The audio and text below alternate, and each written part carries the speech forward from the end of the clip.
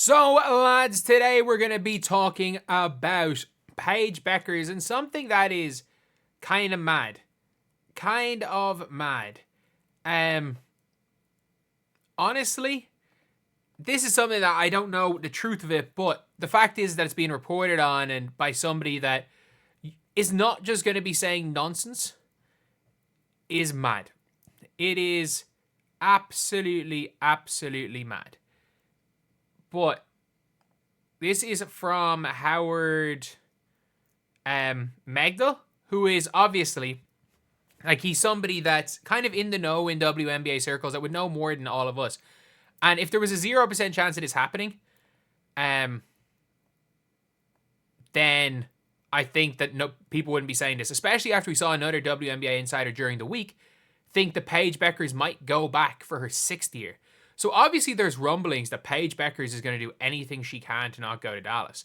And it could be, I don't know, a kind of threat that of her not going to the draft, especially because Paige Bueckers has not said, she has not at this point in time said that she is not going back for year 6 in college. Because she can go back for year 6 in college, which is a reality. She can go back for year 6. But let's take a listen to this. Is that's going to take some convincing. I have reported over at the 9 newsletter that there is a widely held belief around the league that she is going to go full Eli Manning. Yeah, which could be a benefit to Washington, could also be a benefit to LA, a couple of other places that are on her list. We know she's quite fond of the DC area. We know that playing with Cameron Brink and Rickea Jackson would be quite fun. And for someone whose brand value is as big as Paige Bueckers, LA would probably be fairly kind. And who knows? Golden State as well. Things that you hear is that's going to take some convincing. As you can see, Paige Bueckers rumored to be at least considering, and I think she is at least considering it. I think she's got WNBA people in her ear telling her to pull an Eli Manning. And the reason for that is, if you guys don't know, the WNBA Players Association are trying to abolish the draft. That is what their plan is. They are trying to abolish the draft. I think a lot of people are talking about it it's just a Paige Bueckers thing.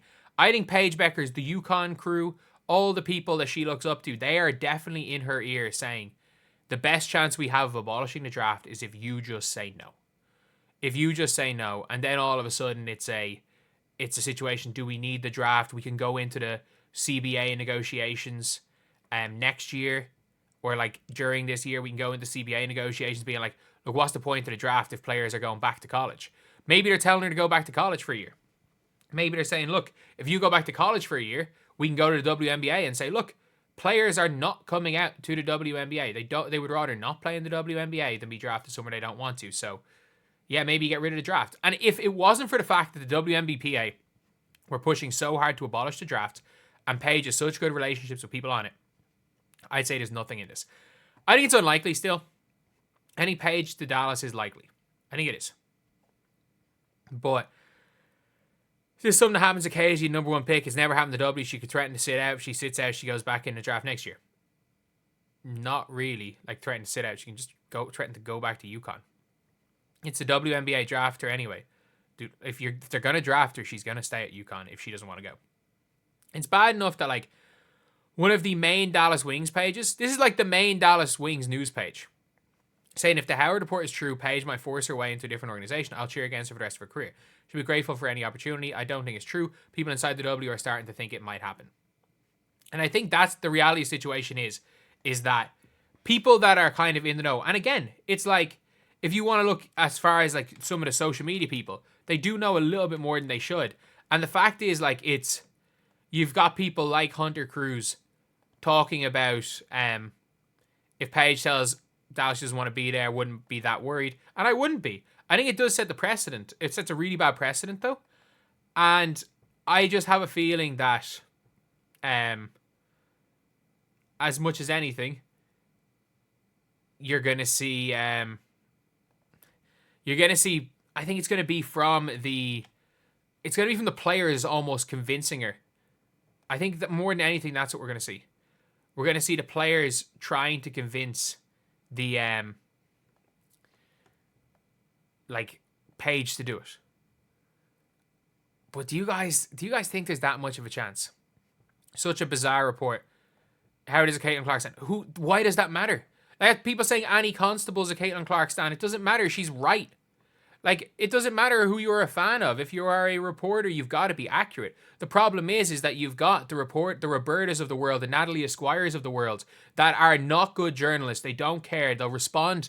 They'll call Caitlin Clark, insult Caitlin Clark. They will call her every name under the sun and still get their like credentials. But the reality is that there are very few actual journalists in the WNBA. And at the end of the day, it doesn't matter who the journalists are a fan of.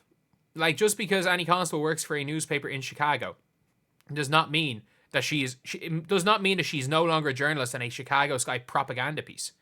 Like, that's what people don't understand. Paige is not doing all that.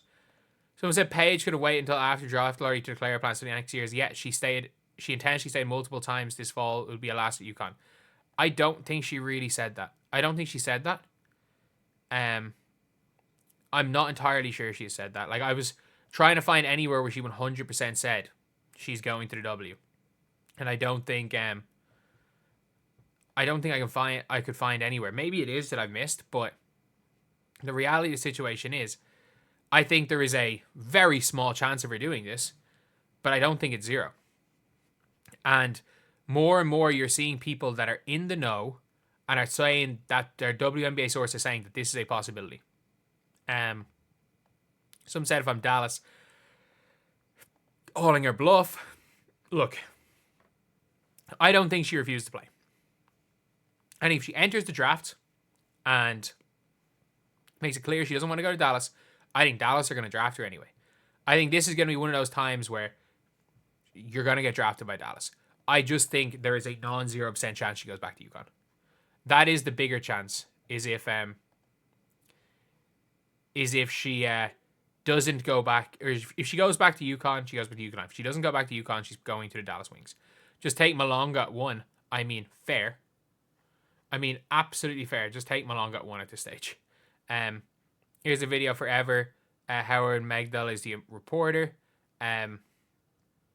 Look, the reality of the situation is yeah, even if he is a fan of Caitlin Clark, it doesn't mean, like, it genuinely doesn't mean anything. Like, she has Breanna Steward, who is one of the people on the committee trying to abolish the draft, has the same agent as Paige Bueckers.